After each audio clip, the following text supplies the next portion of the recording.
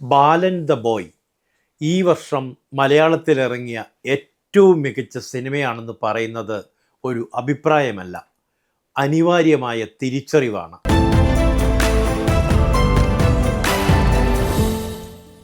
Manjummel boys എന്ന സർവ്വജനാഘോഷത്തിന് ശേഷം ചിദംബരം എടുത്ത ഏറ്റവും വലിയ റിസ്ക്കാണ് ഈ സിനിമ. പക്ഷേ ആ റിസ്ക് അത്ഭുതകരമായി വിജയിപ്പിച്ചിരിക്കുന്നു.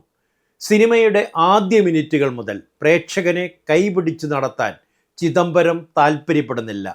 പകരം ഒരു ജീവിതത്തിൻ്റെ പിന്നാലെ നിശബ്ദമായി നമ്മളെ നടത്തുകയായിരുന്നു. അതാണ് ബാലൻ എന്ന സിനിമയുടെ ഏറ്റവും വലിയ ശക്തി. വിശദീകരണങ്ങളില്ല, പശ്ചാത്തല കഥകളില്ല, സിമ്പതി പിടിച്ചു പറ്റാനുള്ള കൃത്രിമങ്ങളുമില്ല.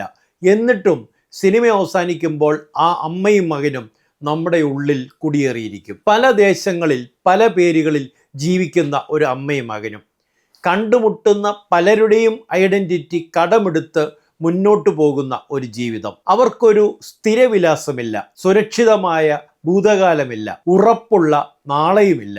ഈ ഒറ്റ ആശയത്തിൽ നിന്ന് ജിത്തു മാധവൻ എഴുതിയ കഥയെ ചിദംബരം വികസിപ്പിക്കുന്നത് ഒരു ത്രില്ലറായോ മെലോ ഡ്രാമയായോ അല്ല, മനുഷ്യൻ്റെ ഐഡൻറ്റിറ്റിയെക്കുറിച്ചുള്ള ആഴമേറിയ രാഷ്ട്രീയ സിനിമയായിട്ടാണ്. ആവേശം എന്ന സിനിമ സംവിധാനം ചെയ്ത ജിത്തു മാധവനിൽ നിന്നാണ് ഈ കഥ വന്നത് എന്ന കാര്യം അത്ഭുതപ്പെടുത്തുന്നു. എന്തൊരു വൈവിധ്യം! ഈ സിനിമയിൽ അമ്മയായി അഭിനയിക്കുന്ന ഫർസാന പാലത്തിങ്കൽ ഈ സിനിമയുടെ ആത്മാവാണ്. മലയാള സിനിമയിൽ സമീപകാലത്ത് കണ്ട ഏറ്റവും സങ്കീർണമായ സ്ത്രീ കഥാപാത്രങ്ങളിൽ ഒന്നാണ് അവർ അവതരിപ്പിക്കുന്ന അമ്മ. അവർ വില്ലത്തിയാണോ, നായികയാണോ, ഇരയാണോ, കുറ്റവാളിയാണോ? സിനിമ ഒരിക്കലും വിധി പറയുന്നില്ല.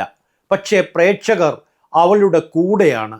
കാരണം ഫർസാനയുടെ കണ്ണുകളിൽ ഒരേ സമയം തീയുമുണ്ട്, കണ്ണീരുമുണ്ട്. സ്വന്തം അഭിനയ ശൈലി സ്വയം രൂപപ്പെടുത്തിയ ഒരു നടിയുടെ അപൂർവ പ്രകടനം.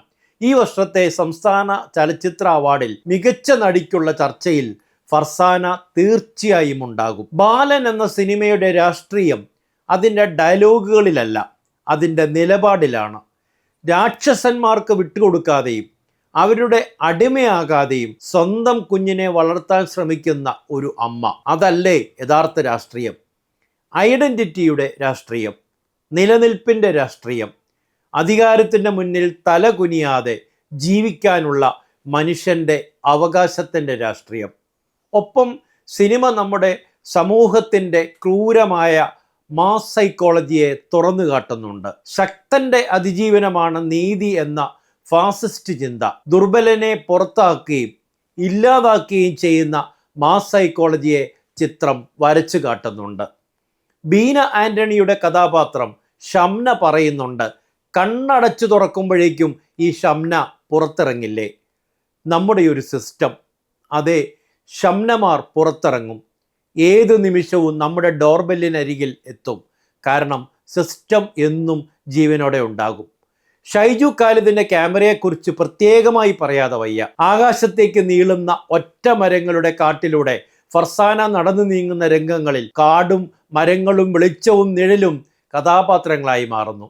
ഫ്രെയിമുകൾ വെറും മനോഹരമല്ല, അവ വികാരങ്ങളെ വഹിക്കുന്നു. ഒറ്റപ്പെടലിന്റെ ഭാരം ദൃശ്യങ്ങളാക്കി മാറ്റുന്നു. ആദിശേഷനും മുഹമ്മദ് സിനാനും ഈ ചിത്രത്തിൻ്റെ മറ്റൊരു അത്ഭുതമാണ്.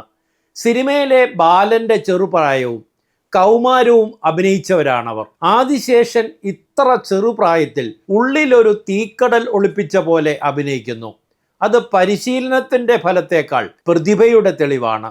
മുഹമ്മദ് സിനാൻ അമ്മയെ തേടി അലഞ്ഞു നടക്കുന്ന ഓരോ നിമിഷത്തിലും പ്രേക്ഷകരുടെ ഹൃദയം അവനോടൊപ്പം സഞ്ചരിക്കുന്നുണ്ട്.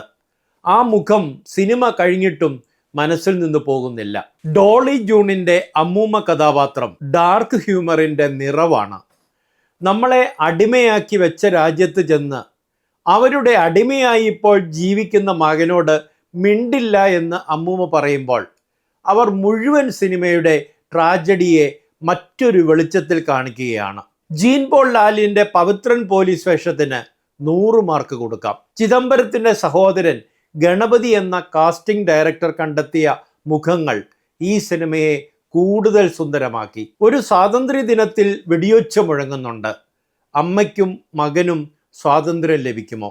ബാലൻ ഒരു സിനിമ മാത്രമല്ല, പേരില്ലാത്തവരുടെ, വിലാസമില്ലാത്തവരുടെ, സ്വന്തം നാട്ടിൽ അഭയാർത്ഥികളായവരുടെ ദുരന്തങ്ങൾ നിരന്തരം വേട്ടയാടുന്നവരുടെ കഥയാണ്. ഒരമ്മയുടെയും മകൻ്റെയും തീരാ ദുരിതമാണ്. ഇങ്ങനെയൊരു മകനെ അമ്മയ്ക്ക് കിട്ടിയല്ലോ, മകന് ഇങ്ങനെയൊരു അമ്മയെയും. പക്ഷെ സ്വന്തം ഭൂതകാലത്തിൽ നിന്ന് രക്ഷപ്പെടാൻ അവൾ ഓടുന്നതിനിടയിൽ ഓരോ ഓട്ടത്തിലും ബലി കൊടുക്കേണ്ടി വന്നത് ബാലനായിരുന്നു. പക്ഷേ നമുക്ക് കേൾക്കാം അമ്മ പറയുന്നത്, മോനെ, എത്ര വൈകിയാലും നീ എങ്ങും പോകരുത്, അമ്മ വരും.